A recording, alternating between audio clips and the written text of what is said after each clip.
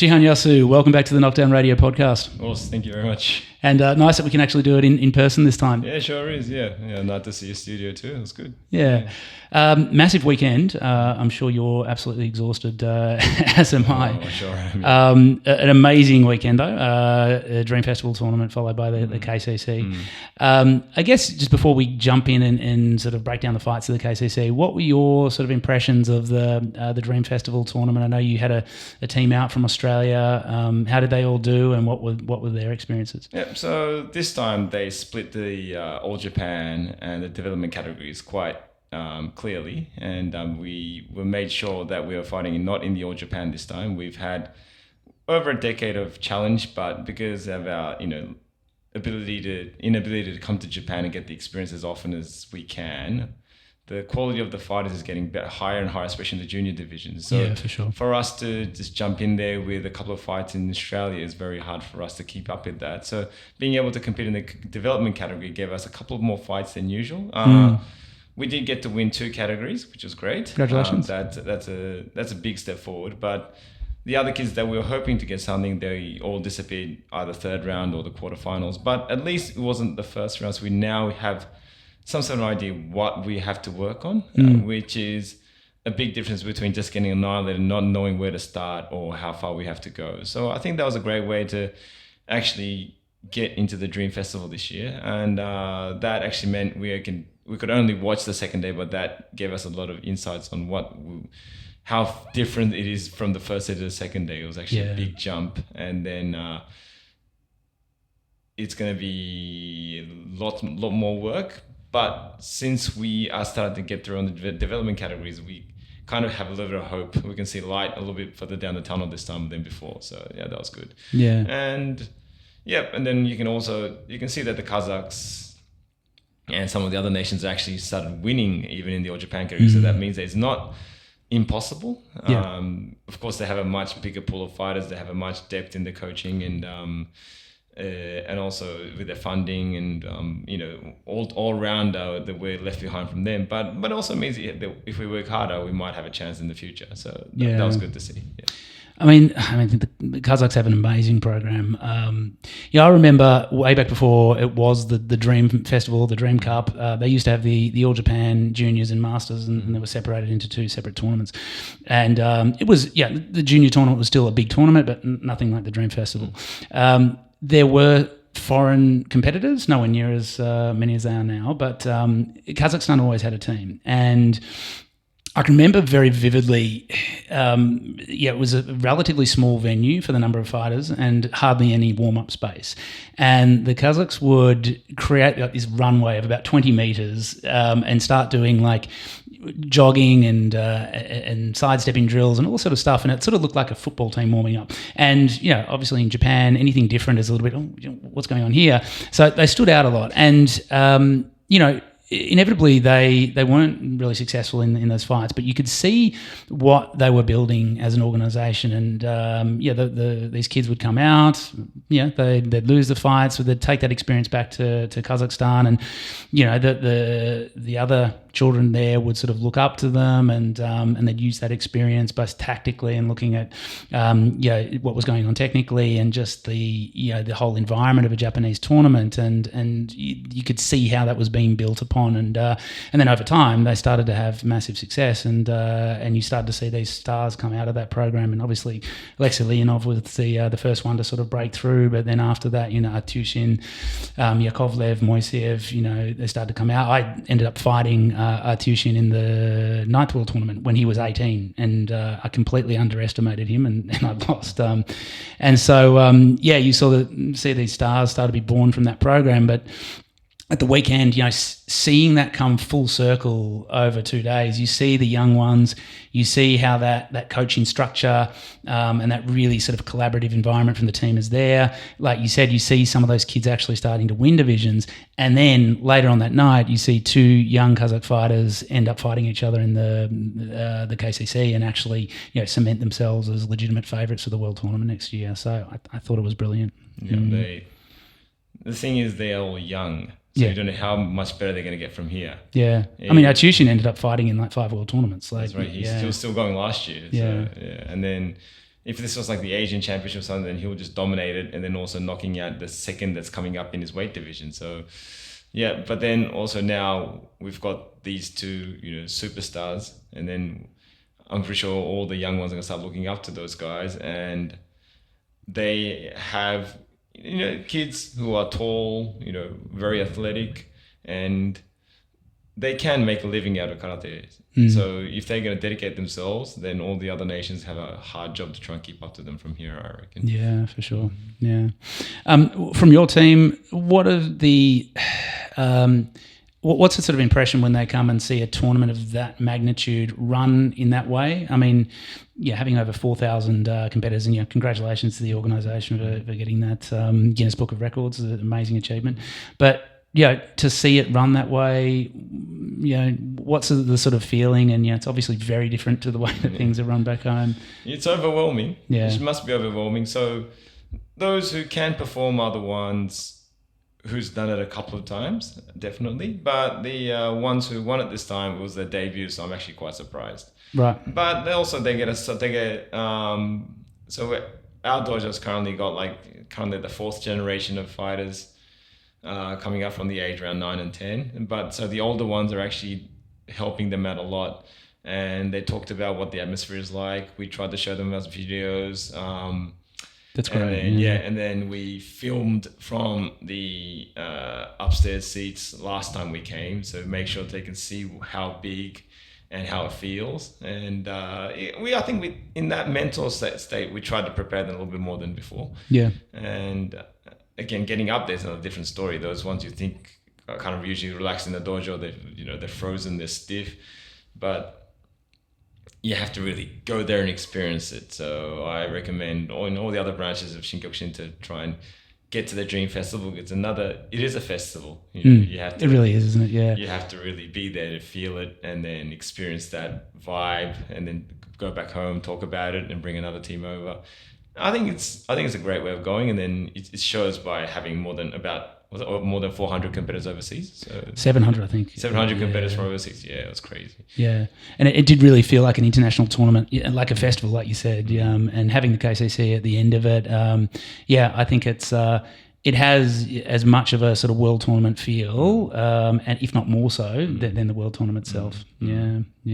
So the KCC, we talked about our sort of predictions in the last episode, and if you haven't listened to or watched that episode, maybe go back and have a listen now, because it makes us sound quite smart, because a lot of the things that we predicted actually came true, including the first fight between Toldo and Mache. Yes. You said that if Mache was too slow getting started, then Toldo would sort of finish it up in 3 minutes, and that's kind of what happened, right? But I think Mache was actually, on also doing very, very well. It's that whether his counters are going to give Toda the surprise, and then Toda didn't look like he really cared. Maybe the damage was done towards the next round. We're not sure, but it's just that how much Mache can stop Toda's pressure was going to be the key, I reckon. And I didn't think he started slow. I thought he actually was. He hung in there, very fast. But again, it's the pacing of Toda that kind of always catches people at the start, because his speed, it feels like it's still, that junior pace is still there. From just when the bell goes to the bell, and when the last bell rings, he just constant fire, which probably got the flags going up, I think. Yeah, I think he actually paced himself a little bit more than in other fights, and he had a very sort of like low kick, head kick sort of approach, focusing on the low. But I think as Mache started to work more of that sort of counter Shitaski and Hiza a little bit more, he switched that up and started unloading on those big chest punches, and he was timing that very well. Sort of as Mache was leaning back into the knee, he'd sort of time it and slam that punch, and sort of, because he is smaller, he's sort of working up, and it had this big impact on pushing him back, and just did enough of that towards the end to win the fight. So I think the decision was fair in that manner. For sure. Yeah. it's hard to give another extension when one side's pressuring on that much compared to the other side. Yeah. What do you think about Aventis and Yusaku? I thought this one Aventis started a little bit slow. Yeah. I think he was. I think he was trying to figure out the pace of Watanabe at the same time, and it's just at the start of the extension. I think that made the difference when it looked like Aventis' body shots gave a little bit of damage, and then that kind of slowed him down. But yeah, it was the knees. I think that that made a little bit of difference when Aventis when they threw the knee. That was those brilliant knees. But the rush itself looked very equal to my view.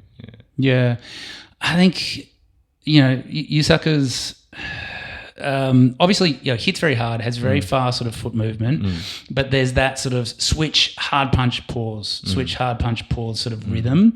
I don't know whether it's an energy systems thing, whether because he did sort of look tired at the end of the extension, and I think he just needs another layer of. If he's going to sort of pause after that punch and allow himself to get countered, he needs to counter sort of straight away after that.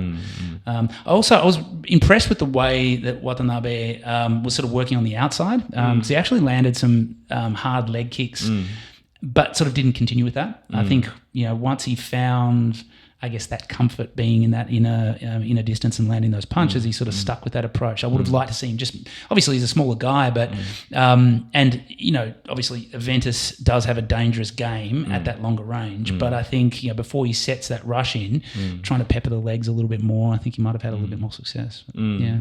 So, at his size, we just got to remember that, Aventis is very good at catching smaller guys.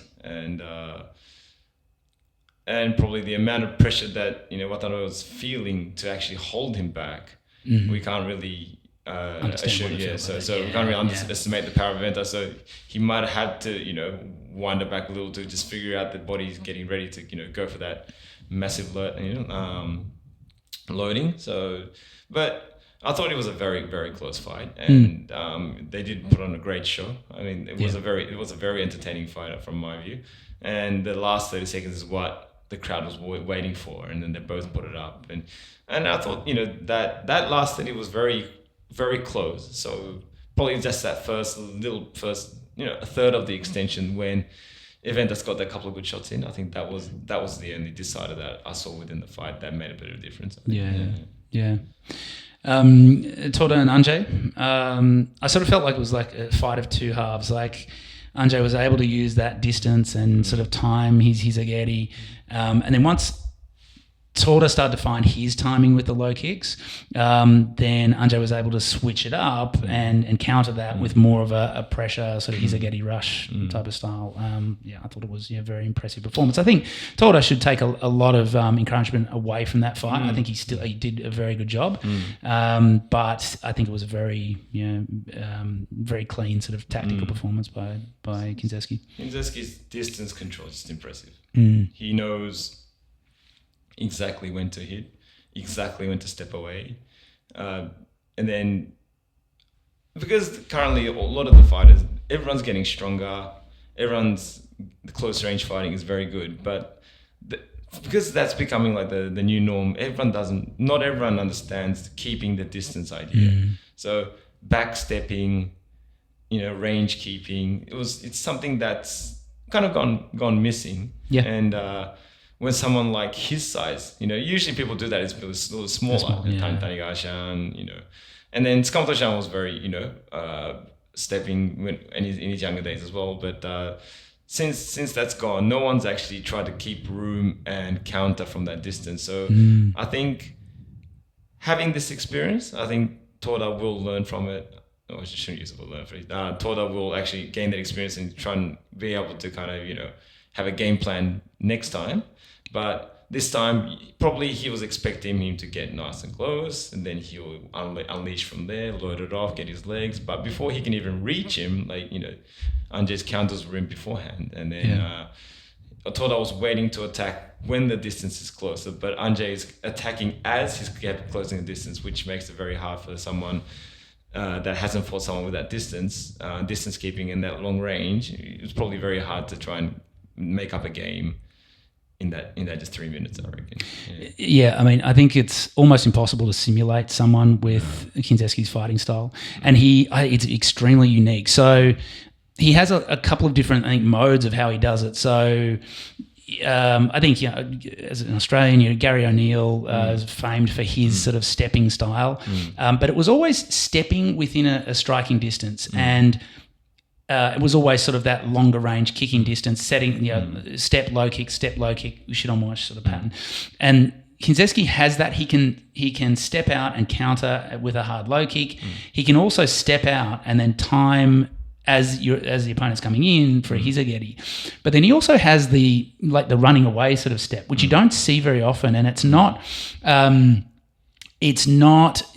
getting out of someone's distance to then be able to counter. It's literally evading to be able to reset. So he's not backstepping and running away to time you as you're coming in. He's basically running away until you give up on chasing, and then he's back in at a very close distance. That we haven't really seen people use effectively. I haven't really seen ever. I think it's extremely unique, and it's obviously effective. He was doing that in the World Tournament like 3 years ago, but he hadn't really mastered it, so it was sort of worked against him a little bit at the higher level. But now he's got that pattern down perfectly, and it's very effective. Yeah. When you want to, because I'm from a sort of long distance kind of background as well, I understand. But when you want to step back, people don't understand that when you want to back off, you need to move twice as fast. Yeah. So if you try and back off at the same speed of the person coming forward, you get caught. Yes. You're going to get it far. And then Anjay's back step, that step was really quick. He was out of the way, like with those long legs. Even though people start to try and,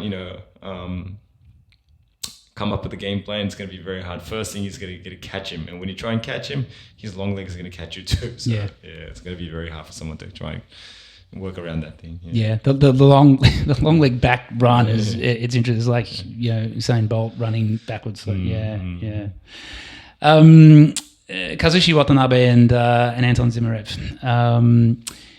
I guess before we get to the actual end of the fight and the foul, I think it was a very hard fought match, and especially in the first round, just a very hard sort of slug out. Both of them were landing hard punches. Kazushi mainly to the chest, and Anton Starsky in the body, and neither of them were giving an inch. I think it was a really competitive match, and Kazushi was staying in there.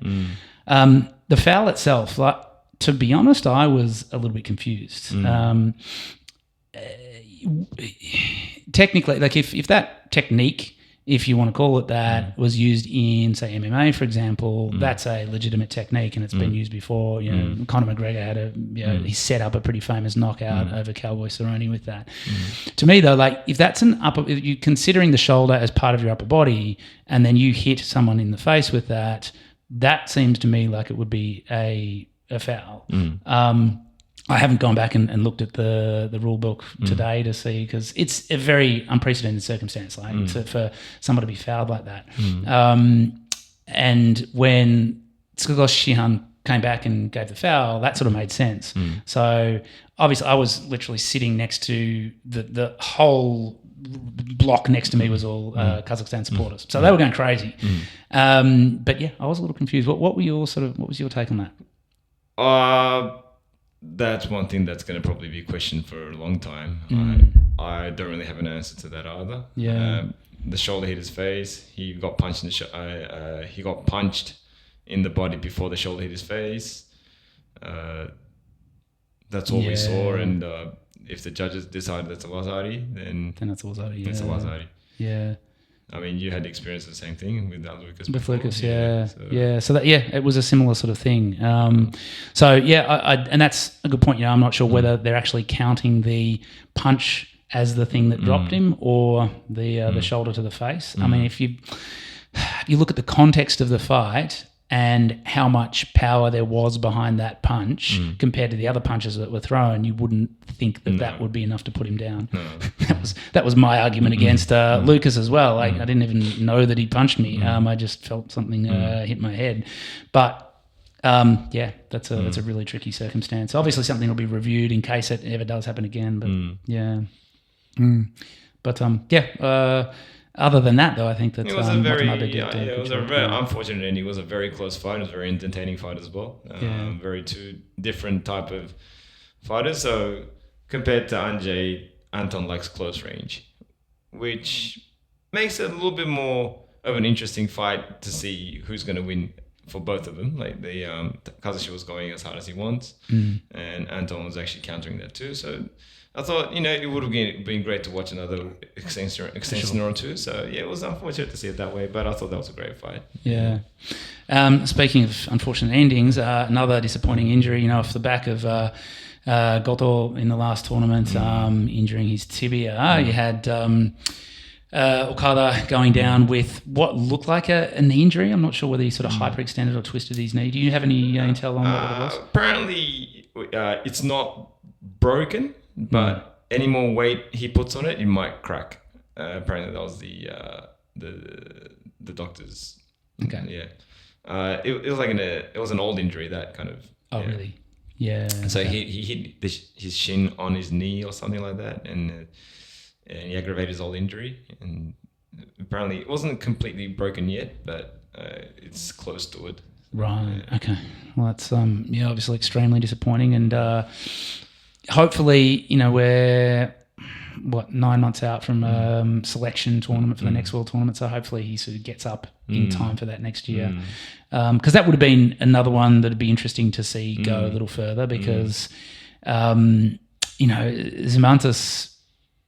in the last few tournaments he hasn't taken too many low kicks before he's gone down. So that may have been an opportunity for for Yuki to capitalise on that. So that obviously a very disappointing end to the very fight. Unlucky, I thought. Yeah. So the fight hadn't really started yet, so there's not much we can talk about. Exactly. Yeah, but obviously wish Okada all the best, and hopefully makes a speedy recovery. Yeah, he's a good friend of mine too, so hopefully he comes back. Yeah. So Anjay and Aventus. We talked about in the last episode how, there was that feeling that Anjay had made the adjustments and had figured out the Japanese sort of style of fighting. The question would be how he would go when he came up against the bigger Europeans. And obviously, he performed exceedingly well. I think, all through the fight, you were sort of thinking what is going to happen when Aventus starts to rush. That was going to be the big question mark. And when he did, he was able to match it. Right? Yeah. I think Aventus is one of those fighters, like it's actually fairly rare to see someone be able to rush and keep that distance the whole time. We talked about how he used it against Watanabe. A lot of people will have like a Shitaski Hizageti low sort of rush and maybe use some circling and use a combination of different punches and a little bit of pushing. But Aventus sort of creates this like force field of long range techniques that, because of the length of his limbs, his size and his power, his aggression, it's really hard to penetrate that at all. And I think, Anjay, we talked about the developments he's made technically and physically. I think from a physical perspective, he had the strength to withstand that. And obviously, if you've got this force field coming at you, but you're able to sort of push it back and resist the pressure of those attacks, that's one thing. But then he was also able to shut off with some of the techniques of his own. And I think what I remember from the fight, like his legs are that long that he can kind of almost get a Hizageti in at the same time as Aventus is throwing those punches. So he managed to sort of nullify that rush. Well, I was, watching closely, his knees and Shitazuki's like hitting the lower abdomen. You expect solar plexus. No, it was like underneath the guard. Just keep on going from underneath. It was actually interesting because that kind of had to move the hands down a bit and does, and trying to catch again, same thing. Trying to catch Anjay waiting for him isn't a good choice because he knows how to attack you when he's waiting for you. Yeah, but again, I thought the good parts of Aventus was there too. His strong punches were hitting, and watching that up close, the dynamic movement from these two massive fighters. You don't get to see much these days in Kyokushin karate. Everyone's getting a little bit smaller and smaller. So it was very, very entertaining. Yeah, I got to for see. sure. I got to see from the second row in front, so no, it was great. Yeah, that would have been amazing. And then the other semi-final between Anton and Zimantas, again, kind of what we talked about in the last episode, where Zimantas looks incredibly powerful and terrifying in the techniques that he throws. But once someone is able to wear that, withstand that storm, then they can sort of start to nullify it and go to work. And as we talked about last time, the leg kicks are sort of becoming a real problem for him. But this one, it was like a knee kick to the inner thigh, wasn't it? Yeah. So from my angle, I couldn't see. I watched the replays after, but it wasn't. It's impressive to see Anton actually survive those attacks. His whole body was shaking every time he got hit. But I could see he's hurt, but I think he's going to weather this, and he managed to stay in there. The first 10 seconds we thought that something might break. Might have broken. But it was amazing that with Anton, with that slim body, weight, in that under 80s category in the in the weight championships, just whether that storm is not easy. So when we see powerlifters, or usually the fights finish within 30 seconds, and we thought we might see something similar, but the positioning and the moving of the Kazakhs, especially, and then Anton's being able to kind of minimize the damage till the end and finding opportunities, it was amazing to see. So those kind of resilience and the grit, toughness, those are the things that especially Australians need to kind of catch up to. Being able to kind of look for a chance at any time, never giving up. It's it just shows it was very important. And then we can see how happy he was about that, the end result. And the final, fighting a teammate is extremely hard, right? It's I've had the experience fighting Tsukamoto in 2009, and I think you were in my corner, and I remember Frank Russo yelling at me the third extension. It's like, Sam, this isn't a sparring session, But there was this barrier that I just couldn't get through. I know you've had experience. I can remember back in Australia, you used to come up against Philip Kim all the time in the final, and it's it is tough. And I think a lot of people from the outside, who are maybe not involved, or even sort of who participate at a lower level, the things are you don't want to hit your friend, you don't want to kick your friend in the face, sort of thing. I don't think it has anything to do with that. I don't think it has. We hurt each other physically in training. That's what we need to do to help each other grow and get better. I think it's much deeper than that, and it's where we both have this goal and this dream that, especially at that level, means so much to both people. And if we're training together, for me to achieve this dream and this goal, I'm going to have to take yours away. And if you're working together on this thing, you're working tactically, technically, physically, you're pushing each other, you're helping each other push past those mental barriers all the time. And then all of a sudden, you're forced to do that against the other person. And I don't think that it necessarily...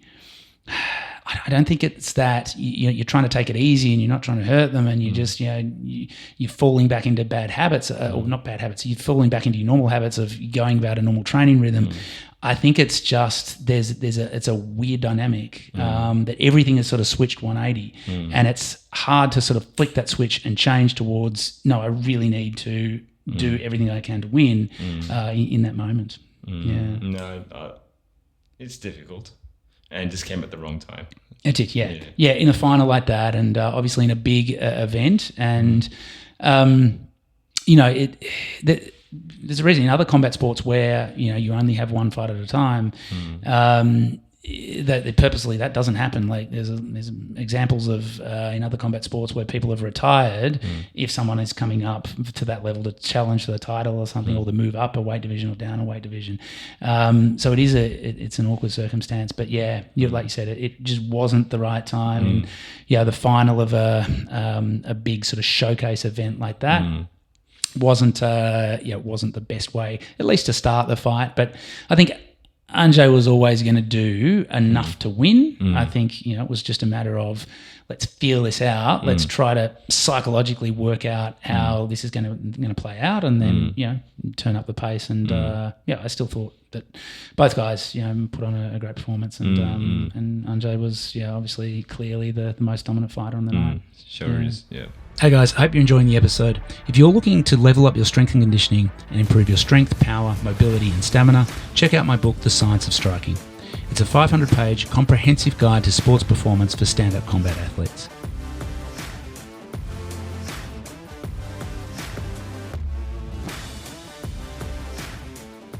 And moving on to the women's division, we talked in the last episode how the women's light heavyweight final between Amikawa and Mokudai was the best fight, and I think that Yuna started off with a fantastic fight against Brigitte. You can grab a copy on Amazon or head over to the Science of Striking website and use the code KDR26 in for a the 20% JKO discount. tournament fighting Southpaw, and we didn't necessarily mention Mokudai specifically, but I think she really used that in her advantage in terms of especially setting up that left chest punch. And I thought her distance control, it's not Kinzeski really fancy distance control, but to work with a fighter of Brigitte's size, it wasn't like she just stayed in close and cut her off. She was changing distance subtly the whole time and almost using a little bit of a longer range to throw herself into that left chest punch. And then in the end, it just became a volume game, It's Brigitte is obviously a very physically strong and has all the attributes. I'm not sure if maybe there's a way that she could potentially use her height a bit differently to her advantage. It sort of seems like she gets stuck in this sort of Shitaski-Hizageti war that if she can't out-volume her opponent, she doesn't have a lot of other options. Just going back to Kinzeski as the model of a big person using their frame to their advantage, just maybe trying to capitalize on distance a little bit more and using a few other tools. Yeah. So probably, the speed of the girls from Japan is extremely fast. Incredible, Incredible. And then I think, but if you watch the fight, Brigitte didn't even take one step back, so it just shows how tough she is. And she was probably looking for that opening as well, and just that Yuna didn't really give her a chance to find it. There was a couple of nice shots, but in the second half, was changing angles before she was even about to do anything. Yeah, and it was very hard to catch. And they're much smaller, and also they're much faster. And then also, it's not like they're not weaker; they're actually stronger as well. Yeah. So the Japanese girls are currently they're in the golden era. For sure, yeah. So. Because 15, 20 years ago, that wasn't the case when they started introducing women's divisions in the same tournaments as men and sort of bringing them on to equal standing as they should be. The Japanese really struggled. It was a very sort of European dominated sport at that stage, and now the Japanese girls have flipped it. And I don't think it's necessarily that there's weaker competition from Europe. I think that the Japanese have just stepped up and have improved out of sight. You have some real killers here, and it's fantastic to watch.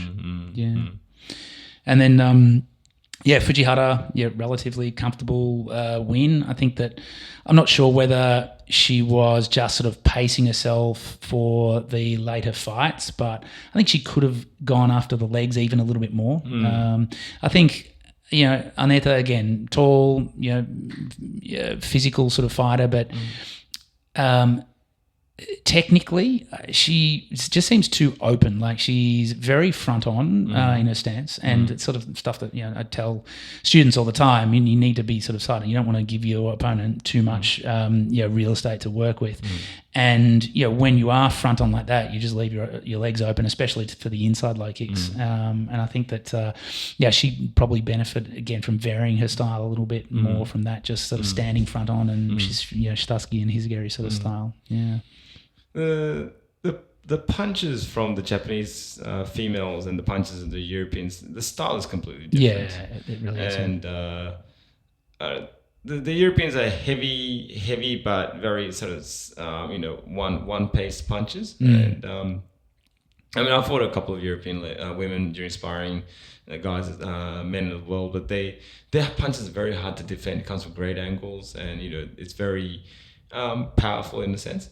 But the explosive punches the Japanese girls throw, they come and hit at a very fast pace. And and against Fujihara, she has a very fast chest punch. The one that just she jumps in with, and then sometimes I think Aneta's timing with her knees was unfortunate when she was about to throw it. Though it clashed with those heavy chest punches that come from far with Fujihara, and they kind of lost a little bit of the her posture. Yeah. But again, it was a lot of the what do you call it? The speed and the pacing of the Japanese the female fighters is just getting faster and faster and faster and faster. Yeah. And you said that they are smaller. They are smaller compared to the European ladies who are massive. But they're still not small women, and they are still hitting at an extremely fast pace. So and then Amikawa was again a very close fight against Osipena. I think that fight was sort of the perfect example of the newer interpretation of the Chui rule. In that before, if you had 2 fouls, you had a Chui knee, you would basically need to dominate the opponent to be able to pull a draw. And now they've sort of changed that to to equaling like a 60-40 rather than like an 80-20 split.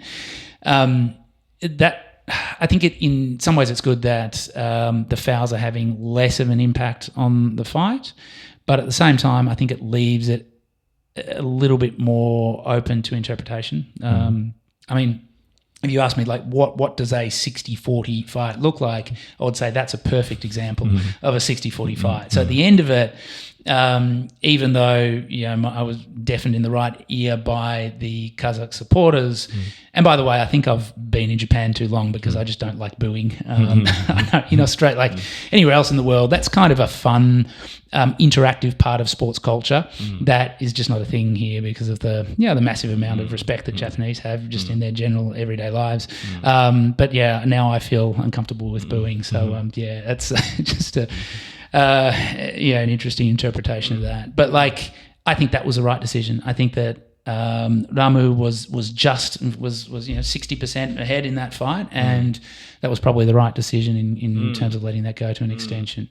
Having said that, though, I do think there's a lot of risk involved with throwing those high chest punches that I think I've just seen a lot of fighters that should have won fights lose because of that. And I understand why you want to hit up higher. In my interpretation, I don't necessarily think that it hurts anymore unless it does hit you in the throat, and then you deserve to get a foul.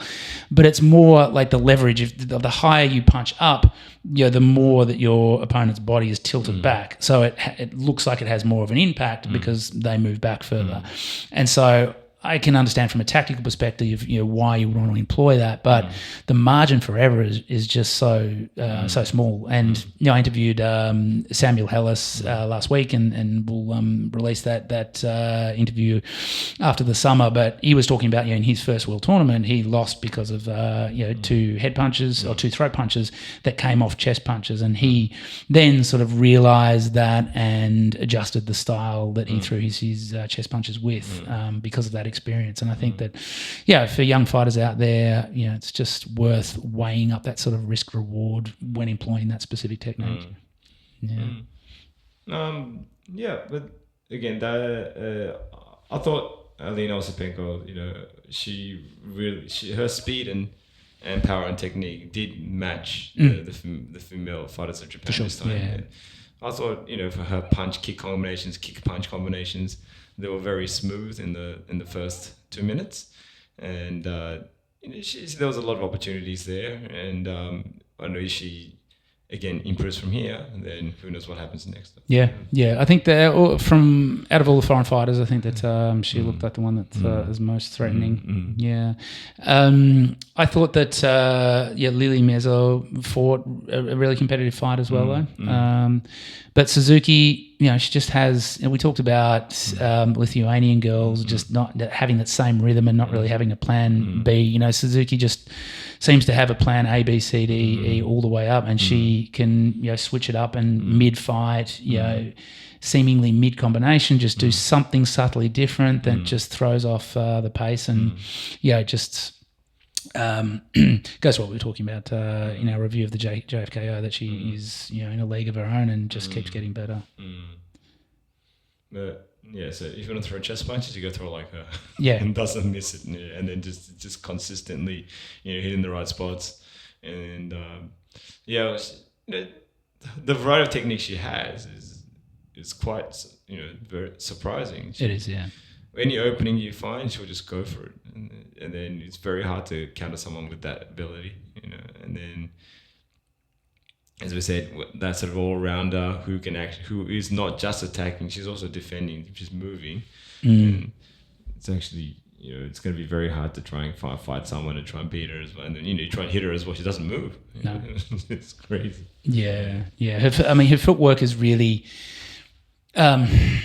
It's not flashy, obviously, but it's, I think, quite complex in terms of the subtlety with which he moves to the side, but also what I refer to as in teachers like a micro step. So you're sort of moving the back foot forward slightly and then using that to sort of pressure the front foot forward. So it's this tiny little step rather than like digging in and like pushing with the upper body. You're sort of doing this slight little shuffle to drive your hips forward, and also the way that she coordinates her footwork with her opponent's movements. So she times it really well. As her opponent kicks, she's doing that slight micro step to get a little bit closer, so that when her opponent puts the foot down, then they're in a position where they're off balance, and then she can just continue to flow on. That was what she was teaching us at her seminar when she came to Sydney. Really, so her timing against techniques, and then she will counter with a punch. The other side will try and resist it by trying to withstand her pressure, and then before she cuts you down the back leg.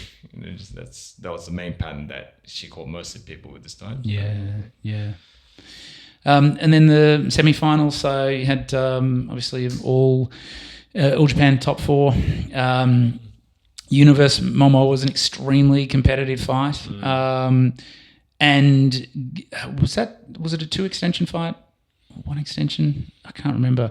I think it might have gone to a second extension. I can remember whether it was the first round or the first extension, thinking for both of them, I just want to see them use a little bit more knees, because it was very sort of punch and low kick heavy, and there wasn't really much in it, and you needed to do something different to separate. So they were sort of working these different zones, and the Hizageri was missing. And then in that last extension, Fujihara started to pull out the Hizageri, and that's what sort of won it for her. So I think it was a good sort of tactical move from her and her team to switch it up at the right time with the right approach. Yeah. But also, I've never seen defense against punches working that much. So, I think the first round, Fujihara was blocking every single punch that was coming to her. She was like flicking, parrying everything. And then it was amazing to see that sort of reflex and reaction, and actually working on the defense against the other person's hands to kind of cut them off. So that might have ruined the rhythm of the other side as well. But that was a very, very close fight again. It's very hard to distinguish the two. But I think Fujihara did exactly the right amount to win the fight, and then she was definitely on top. And then Suzuki just continued on and pushed through Amikawa.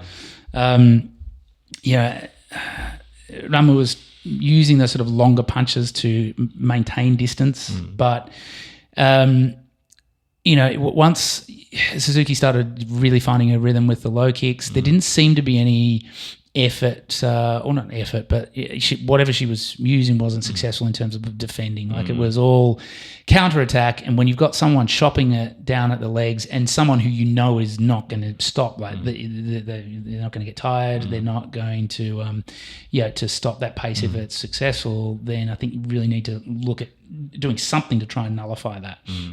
But she just sort of let Suzuki have her way with the leg kicks, that was that. Again, trying to resist that pressure opens up the legs, and exactly, that was very clear. Yeah. And then the final, I think Fujihara always gives her a very tough fight. And yeah, I was reading through the pamphlet at the start. And they had like the cross of how many times each of the fighters have fought each of the other fighters in the KCC.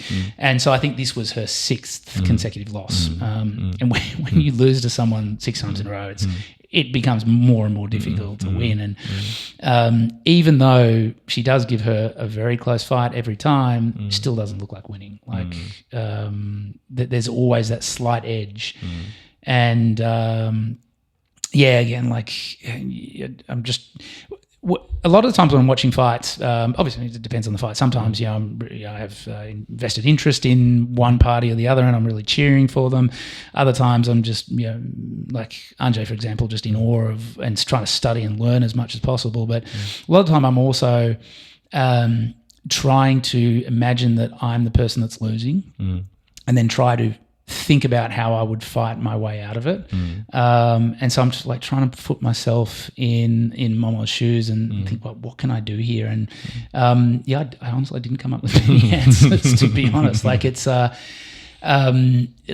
you have this feeling like every game plan you run through, it seems like Suzuki's got an answer. And again, she sort of switched it up in that extension and started throwing more chudan, which again, we haven't seen a ton from her. Actually reminded me a bit of her dad, the way that he'd set up that front leg chudan moshigeri. I thought, it's pretty nostalgic seeing that. But yeah, she has all these different game plans that she can implement and does so with amazing confidence. And yeah, just all round brilliant performance. Yeah.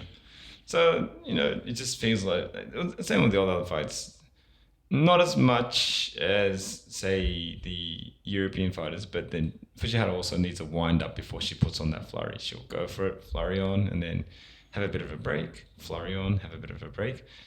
Mihiro doesn't. She's consistent one after just, she does not need any sort of timing in between to continue her rush. She can just keep on attacking, and then she knows what to do when their forearms touch each other.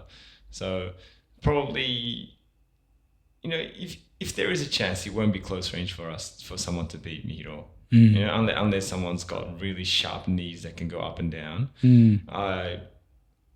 Probably the only sort of,